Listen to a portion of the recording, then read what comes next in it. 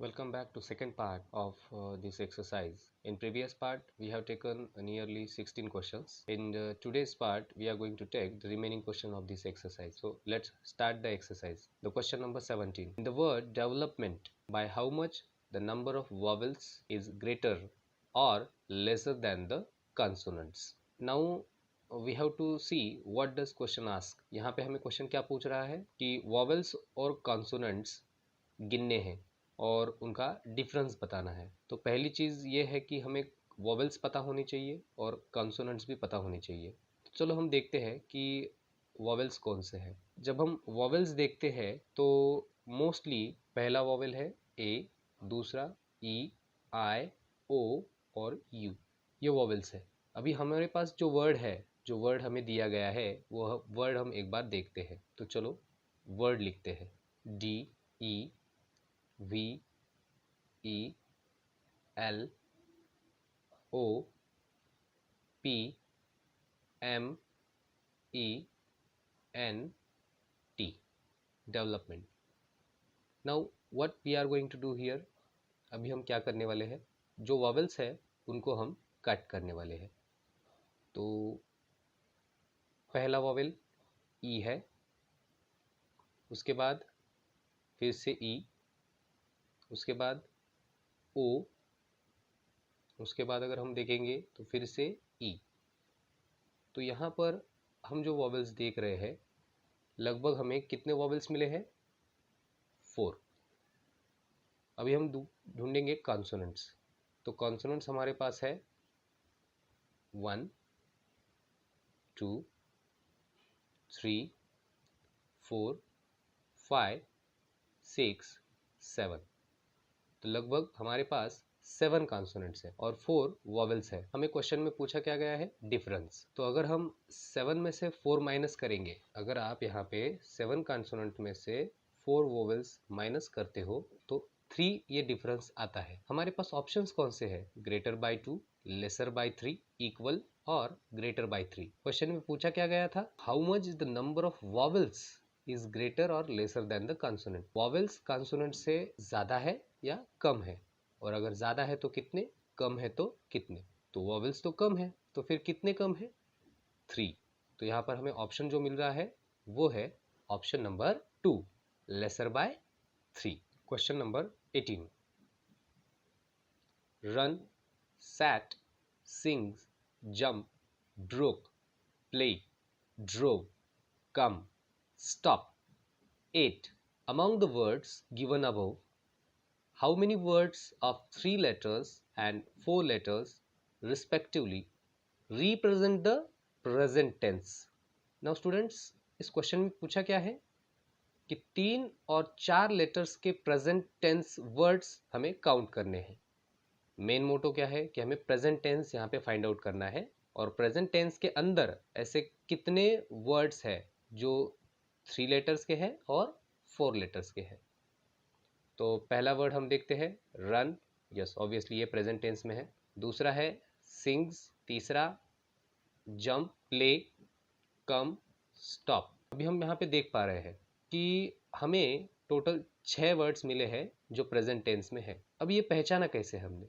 जब कभी हम किसी वर्ब को देखते हैं तो उसके कुछ फॉर्म्स होते हैं। जैसे मान लो सिंग, सिंग ये क्या है?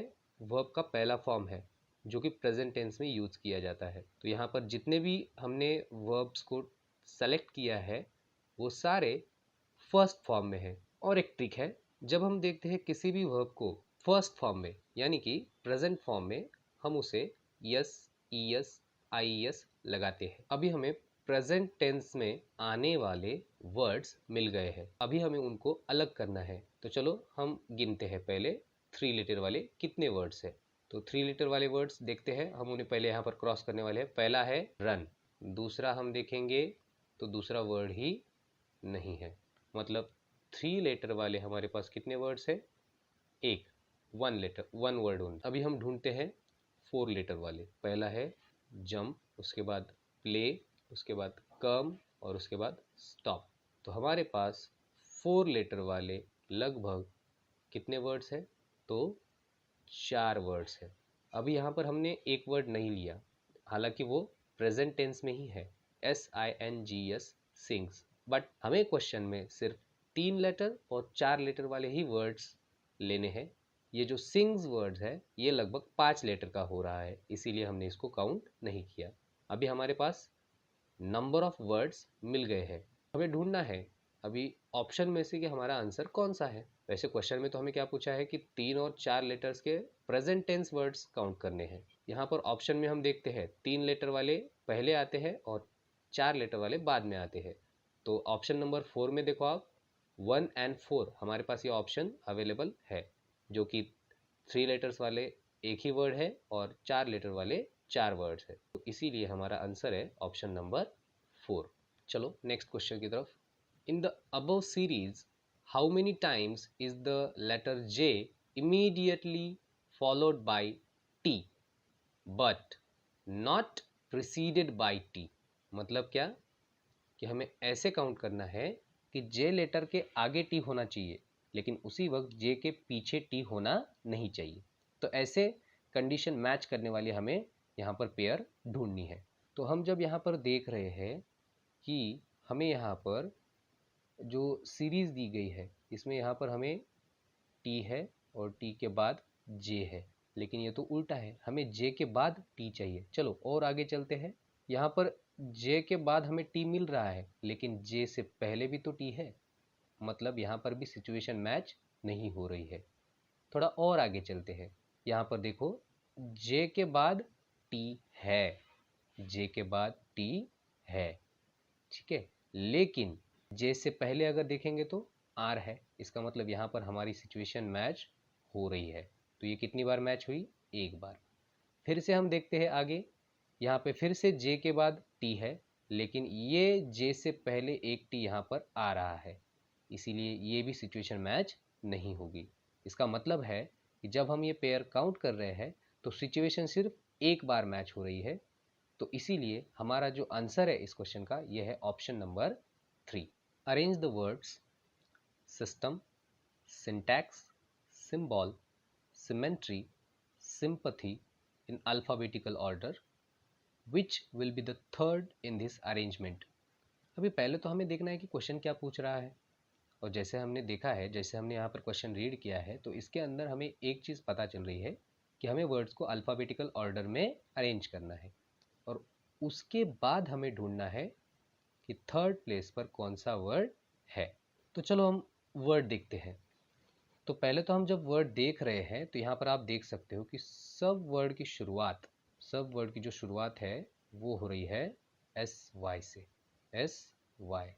तो अभी SY तो कॉमन है तो हम SY तो नहीं देखेंगे, अभी SY के बाद के लेटर्स हम देखेंगे।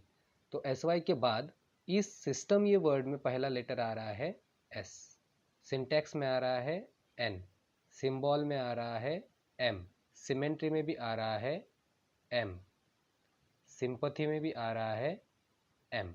तो अब हम जब देख रहे हैं अल्फ़ाबेटिकल ऑर्डर में, तो अल्फ़ाबेटिकल ऑर्डर में पहले इनमें से कौन सा लेटर आएगा? S आएगा, N या फिर M? यहाँ पर पहले लेटर आने वाला है M। तो M वाले तो हमारे पास 3 लेटर है, तो अभी M के बाद का हम क्या करेंगे? अल्फ़ाबेट देखेंगे। सिंबल में M के बाद का अल्फ़ाबेट है B, सिमेट्री में M के बाद M ही आ रहा है और सिंपैथी में M के बाद P आ रहा है। तो अभी हमें क्या करना है?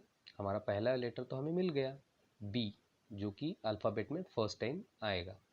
तो अभी यहाँ पर हम देख रहे हैं कि पहला लेटर जो है यहाँ पर वो B है, जो सिंबल में आता है। सिंबल जो वर्ड है, ये वर्ड अगर हम अभी देखने जाएंगे तो ये आएगा 1 नंबर। तो हमारा फर्स्ट वर्ड तो हमें मिल गया, वो है सिंबल। अभी इसके बाद हम जब देख रहे हैं तो एक तो है सिमेट्री, दूसरा है सिंपैथी। तो सिंपैथी में P है और सिमेट्री में M है, तो M पहले आता है, इसकी वजह से सिमेट्री ये हमारा दूसरा वर्ड हो गया और उसके बाद सिंपैथी ये हमारा तीसरा वर्ड हो गया। अभी हमें वर्ड तो मिल गए 3, पहला है सिंबल, दूसरा है सिमेट्री, तीसरा है सिंपैथी। अभी हमने देखा कि सिस्टम और सिंटैक्स ये 2 वर्ड बाकी है, लेकिन ये वर्ड देखने की ज़रूरत नहीं है क्योंकि हमें पूछा क्या गया है कि थर्ड नंबर पे कौन सा वर्ड रहेगा? तो ऑब्वियसली अगर हमें थर्ड वर्ड मिल गया है तो वो क्या है? सिंपैथी। इसीलिए हमारा आंसर है ऑप्शन नंबर 1। चलो चलते हैं नेक्स्ट क्वेश्चन की तरफ। Question number 21, how do they play? In this sentence which letters occurs twice each? क्या पूछा गया है क्वेश्चन के अंदर? कौन से लेटर्स है सेंटेंस में दो बार आए हैं? तो पहले तो हमें ये सारे लेटर्स लिखने हैं। तो पहले तो हमें ये सारे लेटर्स लिखने हैं। तो H O W D O T H E Y P L A Y। अभी हम देखेंगे कि इन लेटर्स में 2 टाइम्स कौन से लेटर्स आए हैं और उन्हें हमें कट करते हुए जाना है। तो पहले हमने H देखा, तो H तो यहाँ पर मुझे ये एक बार और ये 2 बार, यानी कि पहला लेटर कौन सा है? H, जो 2 बार आ चुका है। उसके बाद हम देखते हैं O, ये भी हमें 2 बार है, तो इसका मतलब O भी लेटर 2 बार आ चुका है। उसके बाद हम देखते हैं W, तो W तो यहाँ पर सिर्फ एक ही बार आया है।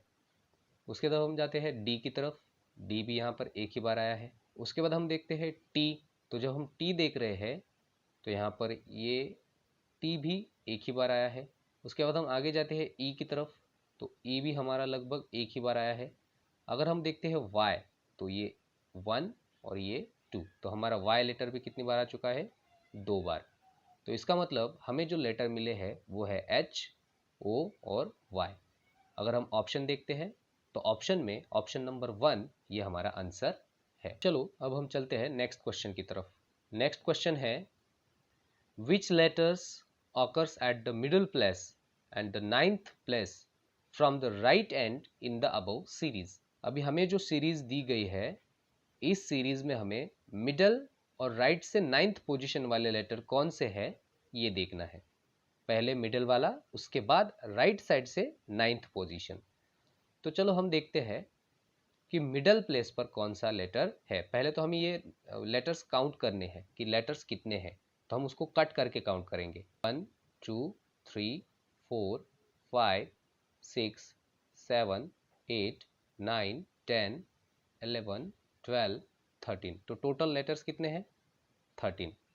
अगर हम 13 का मिडल लेटर देखने जाएंगे तो जब 13 लेटर्स है तो इसका मिडल होगा 7 नंबर का लेटर।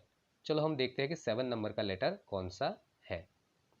तो 1 2 3 4 5 6 और ये 7, यानी कि के, ये जो लेटर है ये हमारे पास 7 नंबर पर यानी कि मिडल लेटर है।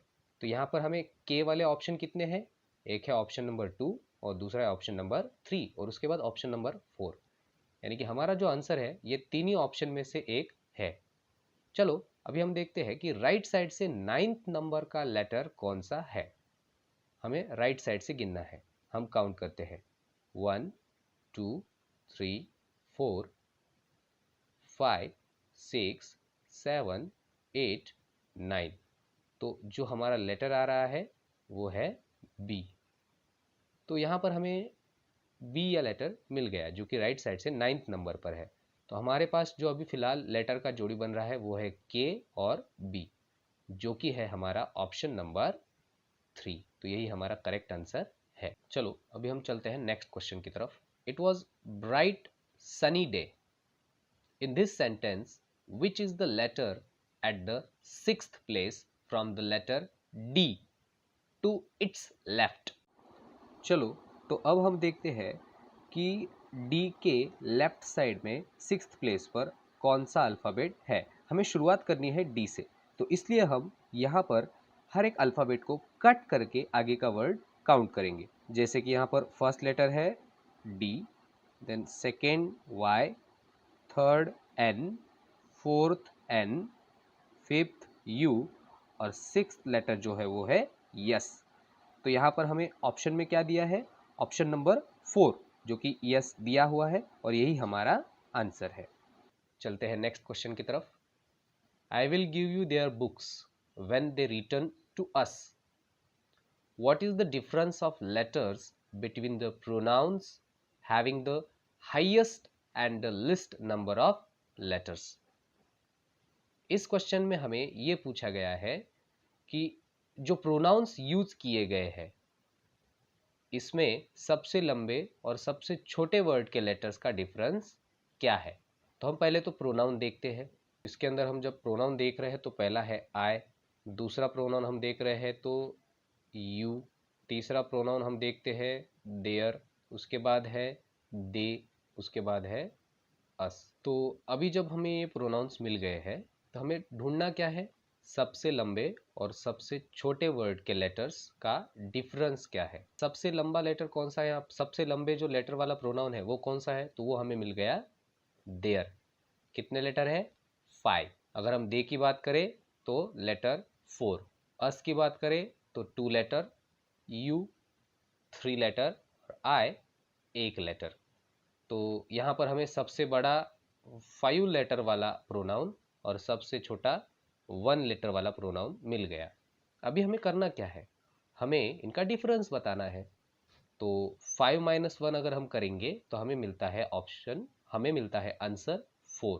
और अगर हम यहाँ पर देखेंगे तो ऑप्शन नंबर 4 यही हमारा आंसर है। चलो चलते हैं नेक्स्ट क्वेश्चन की तरफ। Prepare meaningful word from the letters R, A, F, L, M, O, U. Which letter will be at the third place from the right side of the meaningful word? Students, इस question में हमें पहले तो एक meaningful word बनाना है और उसके बाद वर्ड के राइट साइड से थर्ड लेटर बताना है। तो जैसे मैं यहाँ पर अल्फाबेट्स देख रहा हूँ कि R, A, F, L, M, O, U, ये वर्ड को जब हम देख रहे हैं तो इससे कौन सा वर्ड बनेगा ये हमें ढूंढना है। तो चलो देखते हैं। तो जैसे कि हम यहाँ पर अल्फाबेट्स देख रहे हैं तो पहला अल्फाबेट हम लेते हैं एफ, उसके बाद लेंगे ओ, उसके बाद हम लेंगे आर, फिर आएगा एम, यू, एल, ए। तो 7 लेटर्स का एक मीनिंगफुल वर्ड जो बना है वो है फॉर्मूला। अभी इसका हमें थर्ड लेटर ढूंढना है, वो भी राइट साइड से। तो राइट साइड से पहला लेटर है ए, फिर दूसरा लेटर है एल और तीसरा लेटर है यू। तो हमारा आंसर है ऑप्शन नंबर 2। चलो चलते हैं अगले क्वेश्चन की तरफ। Piku peacefully and patiently completed the paper work prior to the prescribed period. How many times is the letter P followed immediately by a vowel? What does the question ask? Question के अंदर क्या पूछा गया है, हमें count करना है कि P के तुरंत बाद वॉवेल कितनी बार आया है। चलो देखते हैं। पहला वर्ड इन्होंने दिया पीकू, तो P के तुरंत बाद वॉवेल आ चुका है। यहाँ पर पहला वर्ड है पीकू, तो P के तुरंत बाद वॉवेल यहाँ पर आ चुका है, ये हो गया फर्स्ट टाइम। उसके बाद फिर से देखते हैं पी के बाद ई है, ये सेकंड टाइम वॉवेल आ चुका है। चलो आगे देखते हैं पी कहाँ पर है। पेशेंटली, यहाँ पर भी पी के बाद वॉवेल आ चुका है, ये थर्ड टाइम है। उसके बाद हम देखते हैं कंप्लीटेड में पी के बाद एल है। उसके बाद पेपर वर्क में देखो पहले पी के बाद ए है, फिर पी के बाद ई है, मतलब ये भी 4 और 5th टाइम। प्रायर पी के बाद आर है, फिर टू द प्रिस्क्राइब्ड, यहाँ पर पी के बाद आर है। पीरियड पी के बाद ई है, तो ये एक, तो ये 6। तो लगभग यहाँ पर हमें 6 टाइम पी के तुरंत बाद वॉवेल मिल रहा है। लेकिन जब हम ऑप्शंस देखते हैं तो यहाँ पर ऑप्शन में हमें 3, 4, 2 और 5 यही ऑप्शंस है। तो यहाँ पर जो क्वेश्चन पूछा गया है इसमें यहाँ पर मिस्टेक है। हाँ, इसमें करेक्शन क्या हो सकता है कि पी के तुरंत बाद ई ये वॉवेल कितनी बार आया है। अगर ये क्वेश्चन होगा तो इसका आंसर क्या होगा हम ये देखेंगे अभी। चलो देखते हैं। पीकू पीसफुली, अभी पीसफुली वर्ड में हम देखते हैं कि पी के बाद क्या आया है, ई आया है। उसके बाद हम आगे चलते हैं थोड़ा, फिर पी के बाद हम देखते हैं तो ए आया है। फिर हम थोड़ा और आगे चलते हैं तो यहाँ पर पी के बाद एल आया है कंप्लीटेड में। थोड़ा और आगे चलते हैं तो पी के बाद ई आ चुका है। थोड़ा और आगे चलेंगे हम, पी के बाद आर है जो कि वोवेल नहीं है। और आगे चलेंगे प्रिस्क्राइब्ड, तो पी के बाद आर है, ई नहीं है। फिर थोड़ा और आगे चलते हैं तो पी के बाद ई है पीरियड वर्ड में। तो जब हम यहाँ पर अभी काउंट करेंगे तो 1, 2 और ये 14। तो लगभग P के बाद E ये वोवेल 3 बार आ चुका है, और अगर ये इस तरीके से क्वेश्चन होगा तो इसका आंसर होगा option number 1। I hope student आपको ये क्वेश्चन समझ में आया हो। चलते हैं next question. Which of the given words does not bear the similar meaning of word make? क्या पूछा गया है कि कौन सा वर्ड है जो मेक का मीनिंग बेयर नहीं करता, यानी कि मेक का मीनिंग रखता ही नहीं है। चलो हम देखते हैं। यहाँ पर हमें पहला वर्ड दिया है फॉर्म। फॉर्म का मतलब बनाना होता है, मेक करना। उसके बाद असेंबल। असेंबल का भी मीनिंग मेक जैसा ही है। जैसे फॉर एग्जांपल अगर हम कंप्यूटर के पार्ट्स को मिलाकर एक सिस्टम बनाते हैं उसे कहते हैं असेंबल करना। थोड़ा और आगे चलते हैं। प्रोड्यूस। प्रोड्यूस का मतलब भी क्या होता है? कुछ ना कुछ बनाना, कुछ ना कुछ निकालना। तो इसका भी मीनिंग लगभग मेक जैसा ही है। थोड़ा और आगे चलते हैं। रिपेयर। यहाँ पर हम कह सकते हैं कि रिपेयर का मतलब क्या होता है? चीज़ों को फिक्स करना। तो यही है हमारा आंसर जो मेक का मीनिंग नहीं रखता, ऑप्शन नंबर 4। आगे चलते हैं। Form a meaningful word from the letters R S C P T E E. Which letter is adjacent to the middle letter on its left side in this meaningful word? क्या पूछा गया है question के अंदर? Letter से एक word बनाना है और उसका मिडल लेटर, उसके लेफ्ट वाला एडजेसेंट लेटर क्या है ये बताना है। चलो देखते हैं। पहले इससे हम क्या करेंगे? मीनिंगफुल वर्ड बनाएंगे। तो ये जैसे कि यहाँ पर हम देख सकते हैं, तो चलो हम इससे एक वर्ड बनाते हैं। तो पहला लेटर हम लेते हैं एस, उसके बाद हम लेंगे पी, उसके बाद हम लेंगे ई, उसके बाद हम लेंगे सी, उसके बाद हम लेंगे टी, उसके बाद आर और फिर ई। तो हमारा वर्ड बन गया स्पेक्टर। तो ये एक मीनिंगफुल वर्ड हमने बनाया है। अभी इसका मिडल लेटर कौन सा है? अगर हम देखने जाएंगे तो right side 3 letter, left side 3 letter और मिडल लेटर बन रहा है सी। लेकिन हमें यहाँ पर ढूंढना क्या है कि मिडल लेटर का लेफ्ट वाला एडजेसेंट लेटर, यानी कि कौन सा है? ई। तो हमारा आंसर है ऑप्शन नंबर 2। स्टूडेंट्स एक बात ध्यान में रखना, जो यहाँ पे अभी हमने वर्ड बनाया है, जो वर्ड मैंने आपको कहा है, जैसे कि वर्ड अभी हमने कौन सा बनाया? Spectre. S P E C T R E, spectre. ये तो मीनिंगफुल वर्ड है ही।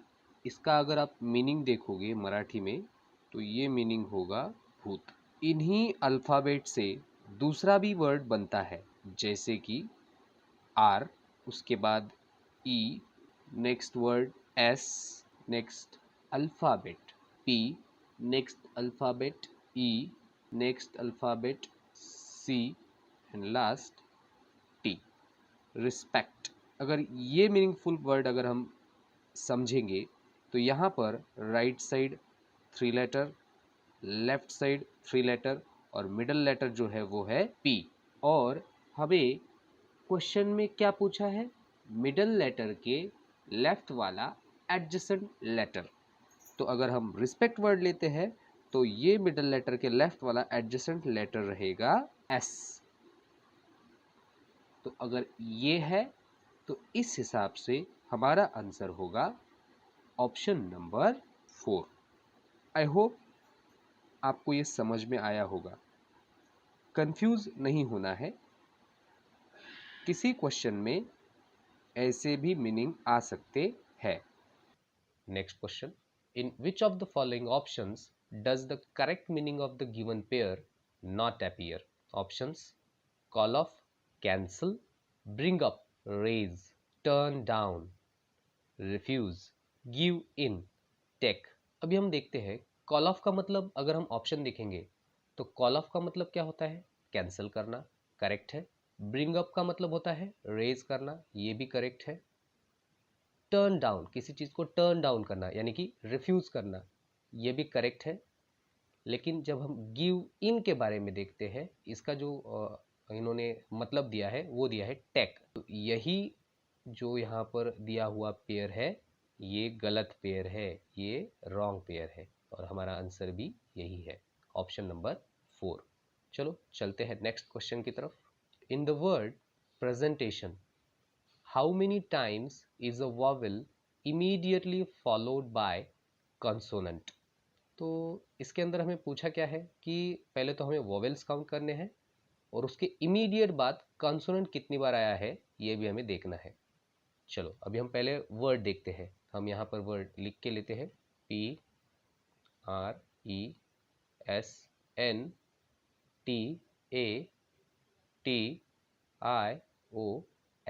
अभी यहाँ पर हम देख पा रहे हैं कि ये जो वर्ड है इसके अंदर हम पहले वॉवेल्स को क्या करेंगे, अंडरलाइन करेंगे ताकि हमें समझ में आए। तो यहाँ पर हम देखते हैं कि वॉवेल्स पहले हम देखेंगे, यहाँ पर ई है, उसके बाद फिर से ई है, उसके बाद ए है, आई है और ओ है। हमें काउंट करना है कि वॉवेल के तुरंत बाद कॉन्सोनेंट कितनी बार है। तो यहाँ पर ये देखो ई के बाद यस आ रहा है, ये पहली बार हुआ। फिर ई के बाद यन आया है, ये सेकंड टाइम। फिर ए के बाद टी आया है, ये थर्ड टाइम। यहाँ पर हम देख सकते हैं आई के बाद ओ है, ये तो नहीं है, लेकिन ओ के बाद यन है, तो ये एक फोर्थ टाइम। तो लगभग 4 बार ऐसी सिचुएशन बनती है जब वॉवेल के तुरंत बाद कॉन्सोनेंट आ रहा है। इसका मतलब हमारा आंसर है ऑप्शन नंबर 1।